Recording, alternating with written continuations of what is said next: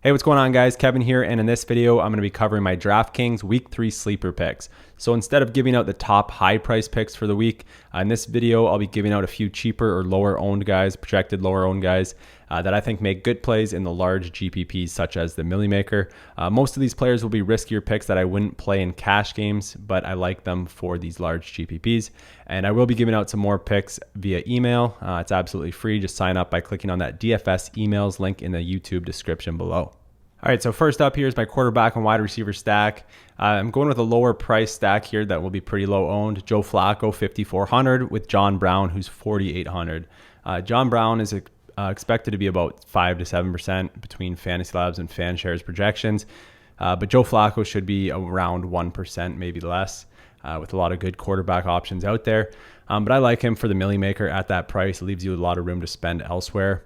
The Ravens are at home versus the Broncos as 5.5 point favorites. Pretty high implied team total here at 25.5 points. The Broncos pass D ranks 24th in DVOA pass ranks and has given up just under 300 yards to both QBs faced this year. So I believe they gave up around like 285, 295 yards to the two quarterbacks they faced, and now Flacco gets this defense at home at a cheap price, 5,400. He put up 22 DraftKings points versus the Bills in just over 2 quarters. That was at home. In week 1, it was a blowout, so they pulled them in the third quarter after scoring, I think, one more touchdown in the third quarter. Then they pulled them.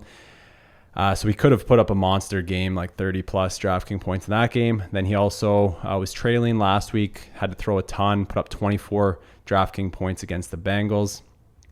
He's been looking John Brown's way quite a bit, 13 and 19 DraftKings points in the first 2 weeks of the season for John Brown.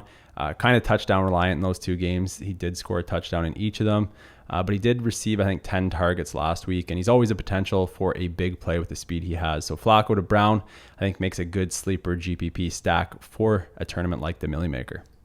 Next up, moving on to running back here. My sleeper play at running back is going to be Kenyan Drake, 5,600. He should be under 10% owned, maybe closer to 5% owned.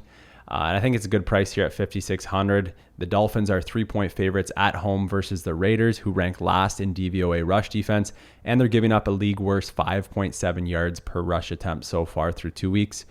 Drake has 4 targets through the first 2 games, but he's averaging just 12.5 carries per game. So Frank Gore is kind of cutting into his workload. But he's still getting around 12 carries per game and 4 targets, which isn't bad at 5,600.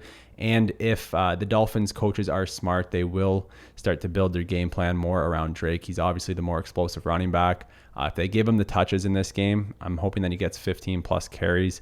And then if he gets his usual 3 to 5 targets, I think he could have a big game. I like the price at 5,600. It's going to be a risky play. Don't really advise it for cash because it is somewhat risky with Gore there, but I like it quite a bit for GPPs. And then for tight end here, we got Evan Engram, 4,300. Should be pretty low owned at that price because there are some other tight ends kind of in that range that are going to be really popular. The Giants are 6-point underdogs versus the Texans. Not a great spot, but again, they could be trailing and throwing quite a bit. It's not a big sample size to work with yet, but the Texans are 24th in DK points against versus tight ends. Evan Engram has had 5 and 7 targets so far this year, and he showed his upside last week with 19.7 DraftKings points, something we saw a handful of times last year. He's a very athletic tight end. If he gets his targets, which he seems to be getting even with Odell back, 5 and 7 targets, I think he could have another big game. He could outscore some of the guys that are around the price range that will be way higher owned in these GPPs. So again, my bottom note here is there are some safer tight end plays in this range if you're looking for cash game plays, but for GPPs, I think Engram makes a really good pivot at 4,300. So remember, I will be giving out some more picks on Sunday morning, usually around 11 a.m. Eastern time.